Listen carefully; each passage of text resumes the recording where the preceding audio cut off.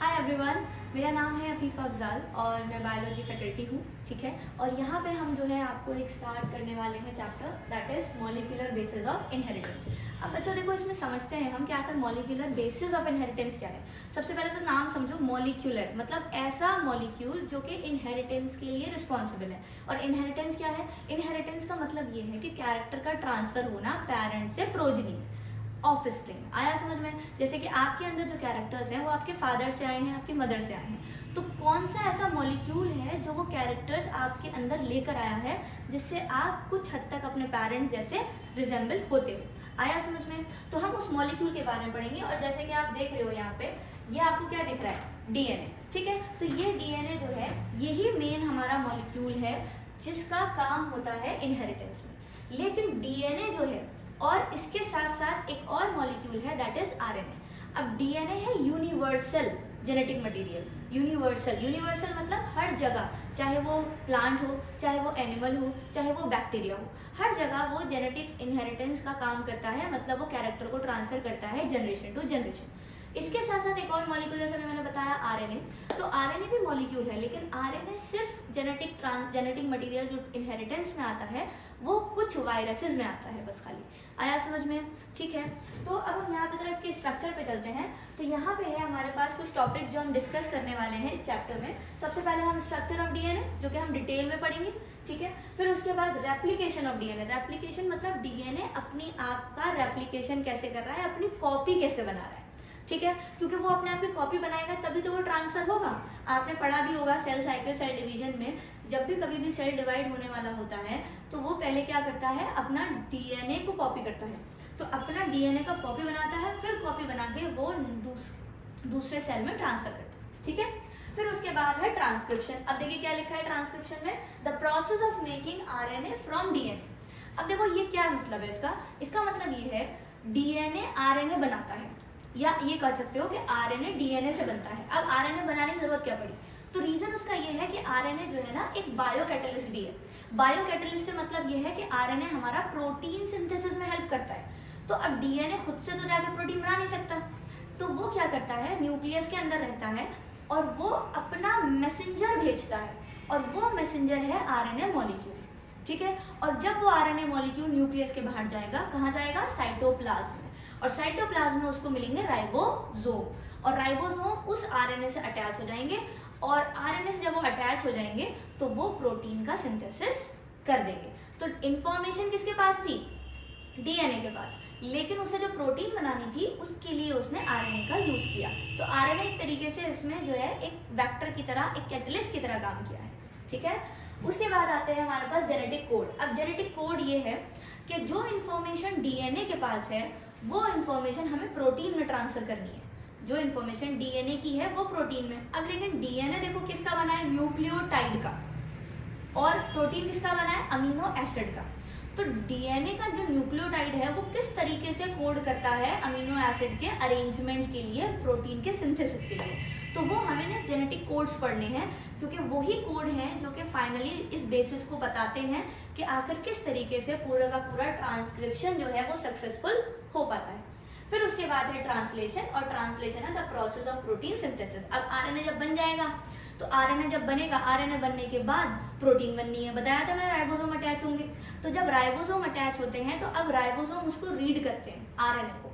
तो वही जब रीड करते हैं और रीड करके वो आइडेंटिफाई करते हैं, अच्छा यहाँ पे ये कोड है, ये न्यूक्लियोटाइड है, ये कोड से उसके हिसाब से वो अमीनो एसिड उठा के लेकर आएगा साइटोप्लाज्म में से, और फिर वो अटैच करेगा। तो मैं ये सब ना बहुत ब्रीफ में बता रही हूँ, डिटेल में हम पढ़ेंगे। ठीक है, फिर आता है regulation of gene expression. Regulation of gene expression मतलब हमारे अंदर जीन्स है, कहाँ से आई? हमारे पेरेंट्स से। तो जो जीन्स हमारे अंदर आई उसका रेगुलेशन, कि मतलब जो जीन हमारे अंदर है वो अपना एक्सप्रेशन कैसे शो करेगा। जैसे कि फॉर एग्जांपल हमारे पास हाइट की जीन आई, तो हाइट की जीन जो आ गई है, अब उसे बताना है कि हमारी हाइट कितनी होनी चाहिए, उसे देखना है कि हमारी हाइट बड़ी है, छोटी है, जैसी भी है। ठीक है, तो उस हिसाब से वो अपना एक्सप्रेशन शो करेगा। अब एक्सप्रेशन शो करने के लिए यही है कि जीन है डीएनए में, और डीएनए खुद तो जाएगा नहीं एक्सप्रेस करने के लिए, तो वो क्या बनाएगा? अगेन आरएनए, और आरएनए से बनेगा प्रोटीन। ठीक है, ये होता है पूरा का पूरा जीन एक्सप्रेशन। और हमें यहाँ पे जीन एक्सप्रेशन हमें एक पॉजिटिव और एक निगेटिव दोनों पढ़ने हैं कि किस तरीके से वो प्रमोट भी करेगा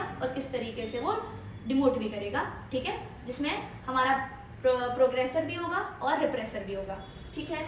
फिर है human genome project. Human genome project ये वो प्रोजेक्ट है जो कि काफ़ी लंबा प्रोजेक्ट चला था और इसका मेन मोटिव ये था कि इसने पूरा का पूरा ह्यूमन डीएनए को आइडेंटिफाई किया था कि कितने न्यूक्लियोटाइड कहाँ कैसे किस नंबर पे अटैच हैं। जैसे कि हमारे पास टोटल क्रोमोसोम 46 है, तो इस ह्यूमन जीनोम प्रोजेक्ट में हमने क्या करा था, हमने पूरा आइडेंटिफाई किया था कि कितने क्रोमोसोम में कितने जीन्स हैं, कितने न्यूक्लियोटाइड है, कितने डिस्टेंस पर है, कहाँ है, कैसे है, ठीक है। ये था पूरा ह्यूमन जीनोम प्रोजेक्ट। फिर आता है डीएनए फिंगरप्रिंटिंग। ये आपने टर्म बहुत कॉमनली सुनी होगी।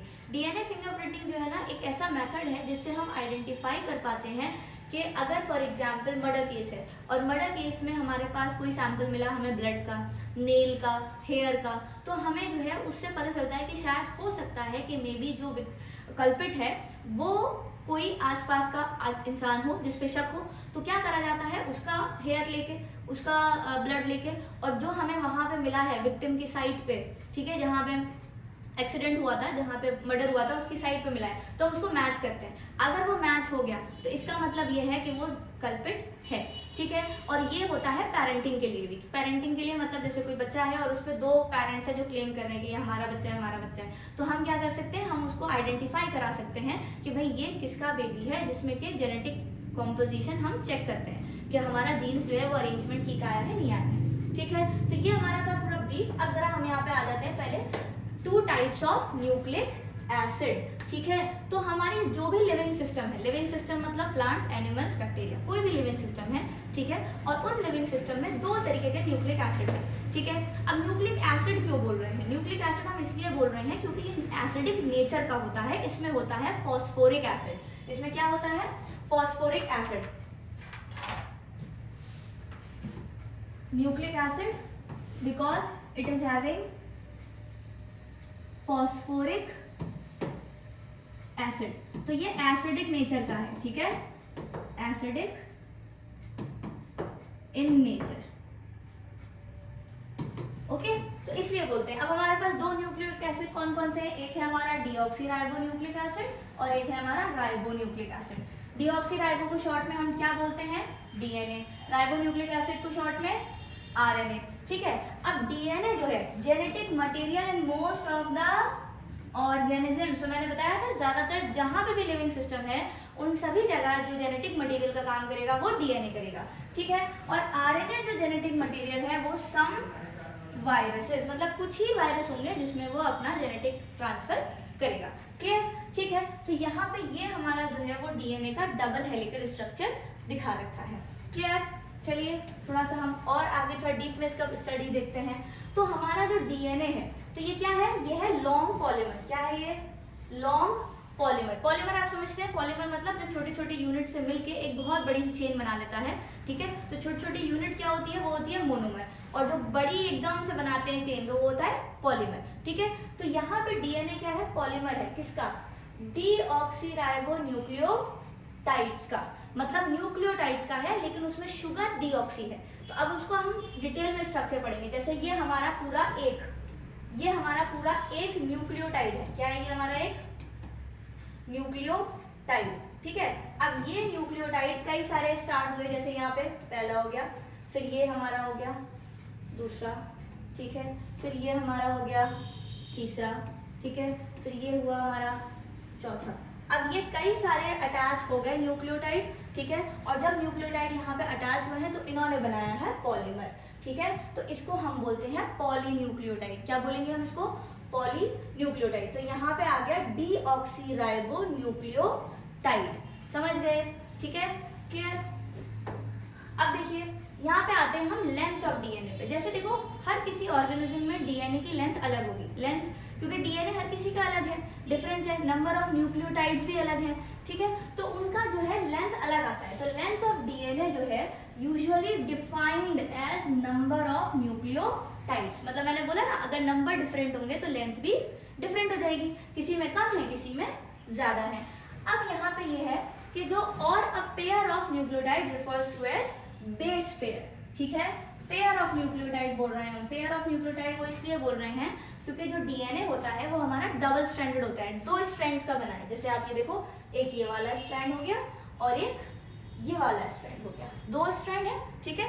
अब ये दोनों स्ट्रैंड आपस में क्या कर रहे हैं, बॉन्ड बना रहे हैं, ठीक है, ये बॉन्ड बना रहे हैं, बॉन्डिंग हम डिटेल में पढ़ेंगे, ठीक है। ये सारा बॉन्ड बना रहे हैं, ये कौन सी टाइप की बॉन्डिंग है ये मैं बता देती हूँ, ये हाइड्रोजन बॉन्ड्स है, ठीक है, ये हाइड्रोजन बॉन्ड्स है, क्लियर। अब ये जो हाइड्रोजन बॉन्ड्स हैं ये आपस में 2 स्ट्रैंड्स को, 2 पॉलीन्यूक्लियोटाइड चेन्स को आपस में जोड़े रखे हुए हैं, तो इसीलिए यहाँ पे जो है ना एक न्यूक्लियोटाइड है, दूसरा न्यूक्लियोटाइड है, तो उसका पेयर बन गया ना, ठीक है, तो इसीलिए यहाँ पे बोला है बेस पेयर, ठीक है। और हो सकता है कि डीएनए ना हो, अगर आरएनए हो तो आरएनए जो होगा वो खाली सिंगल स्ट्रैंडेड होगा, ठीक है, तो आरएनए खाली एक स्ट्रैंड का बना होगा, अब उसी में ही हो गए कई सारे न्यूक्लियोटाइड अटैच, ठीक है। तो अगर ये खाली एक ही स्ट्रैंड का है तो भी हम देखेंगे कि नंबर ऑफ न्यूक्लियोटाइड काउंट कर लेंगे, तो नंबर ऑफ न्यूक्लियोटाइड काउंट करके हमें उसकी लेंथ पता चल जाएगी। और डीएनए में हमें पूरा पेयर काउंट करना पड़ेगा, 1 2 3 4 पेयर होगा पूरा का पूरा, ठीक है, कि एक पेयर हो गया, दूसरा पेयर हो गया, तो ऐसे काउंट करेंगे तो हमारी लेंथ आ जाएगी, ठीक है, क्लियर। यहाँ पे मैंने यह बोला कि नंबर ऑफ न्यूक्लियोटाइड्स हम डिफाइन करेंगे, चेक करेंगे मतलब कि कितना लेंथ है उस हिसाब से, और यही हर ऑर्गेनिज्म का कैरेक्टरिस्टिक है, क्या है ये कैरेक्टरिस्टिक, क्योंकि ये हर किसी ऑर्गेनिज्म में कभी सेम नहीं होगा, कुछ में अलग कुछ में अलग होगा, तो हर किसी का स्पेसिफिक होगा, तो इसीलिए वो उसका कैरेक्टरिस्टिक है, स्पेसिफिक कैरेक्टर है, ठीक है ना। तो यहाँ पे ये कुछ एग्जाम्पल्स है, जैसे कि यहाँ पे ये बैक्टीरियोफेज है, बैक्टीरियोफेज 174, ठीक है, इसके पास कितने न्यूक्लियोटाइड है 5 3 8 6, ठीक है, और ये यहाँ पे जो न्यूक्लियोटाइड है ये न्यूक्लियोटाइड ही बोल रहा है, बेस पेयर नहीं बोल रहा है, न्यूक्लियोटाइड बोल रहा है, तो न्यूक्लियोटाइड बोल रहा है, इसका मतलब ये देखो ये वायरस है, क्या है ये वायरस, और वायरस है तो इसके पास ये जो है ना ये इसका सिंगल स्ट्रैंडेड है डीएनए, इसका सिंगल स्ट्रैंडेड है डीएनए, ठीक है। फिर आता है बैक्टीरियोफेज लैम्डा, बैक्टीरियोफेज लैम्डा में बेस पेयर है, तो ये डबल स्ट्रैंडेड हो गया, बेस पेयर आ गया ना, तो ये डबल स्ट्रैंडेड हो जाएगा, डबल स्ट्रैंडेड डीएनए,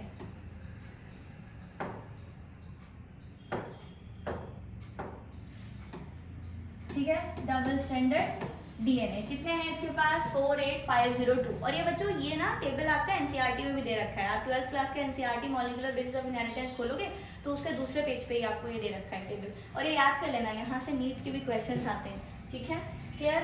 इक्रेशिया कोलाई, जिसको हम शॉर्ट में ई कोलाई बोल देते हैं, बैक्टीरिया है, ठीक है, इसके पास बेस पेयर है 4.6 × 10⁻⁶ बेस पेयर्स, ठीक है, तो काफी ज्यादा बेस पेयर्स है। अब ये आ गया हमारा हैप्लॉइड ह्यूमन डीएनए, हैप्लॉइड का मतलब जो है, इसका मतलब है उसके पास हाफ सेट ऑफ क्रोमोसोम है, आपको पता है टोटल कितने और होते हैं क्रोमोसोम 46 होते हैं, तो 46 को हम बोलते हैं 2n, ठीक है, उसको बोलते हैं हम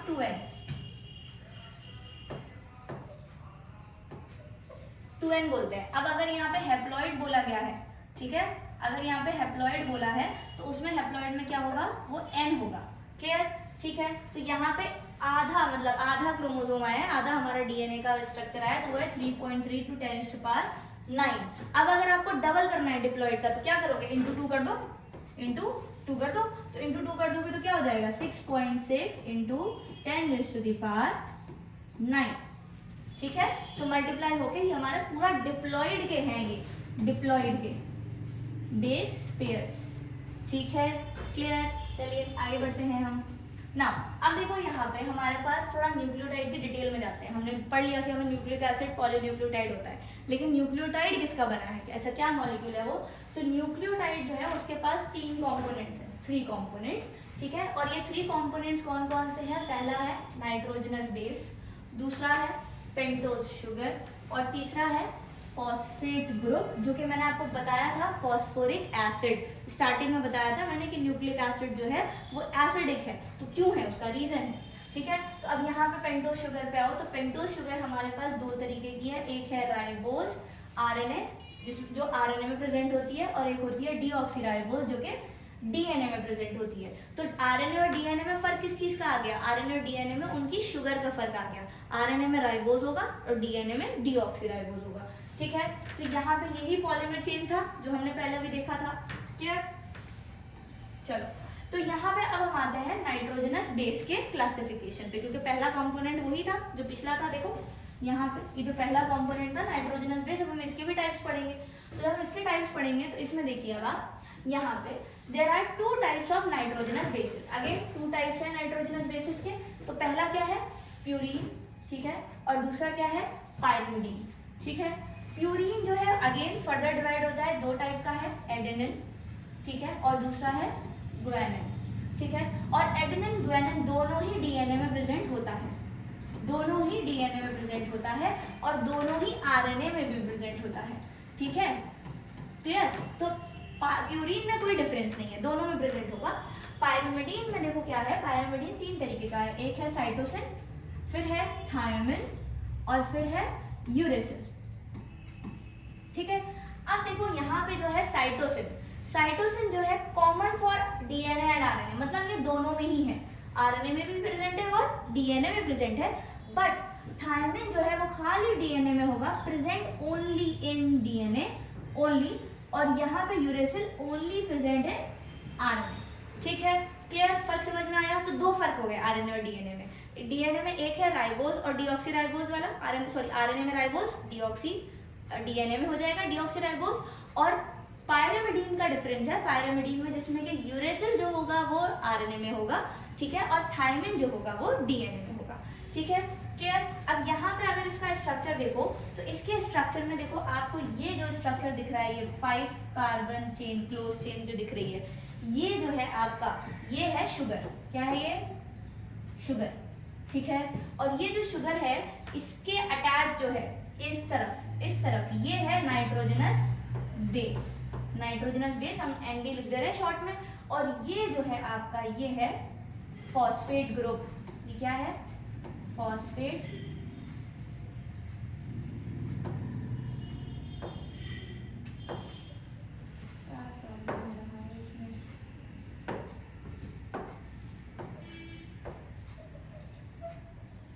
फॉस्फेट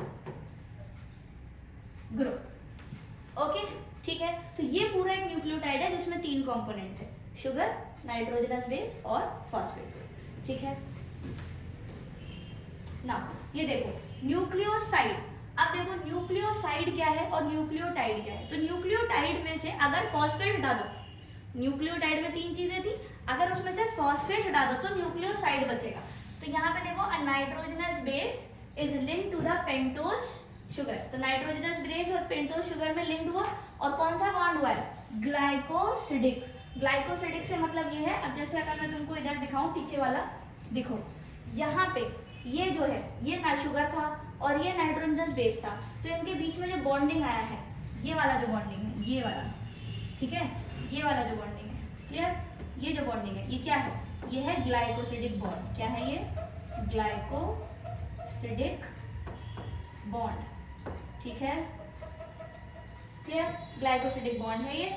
और यहाँ पे अब देखो, यहाँ पे ये ग्लाइकोसिडिक बॉन्ड आ गया, और जब दोनों अटैच होते हैं तो क्या बनता है, न्यूक्लियोसाइड। अब न्यूक्लियोसाइड मतलब पेंटोज नहीं होगा, सॉरी फॉस्फेट ग्रुप नहीं होगा, ठीक है। तो नाइट्रोजनस बेस हो गया, पेंटोज शुगर हो गया, और ये बन गया न्यूक्लियोसाइड, इसमें फॉस्फेट नहीं है।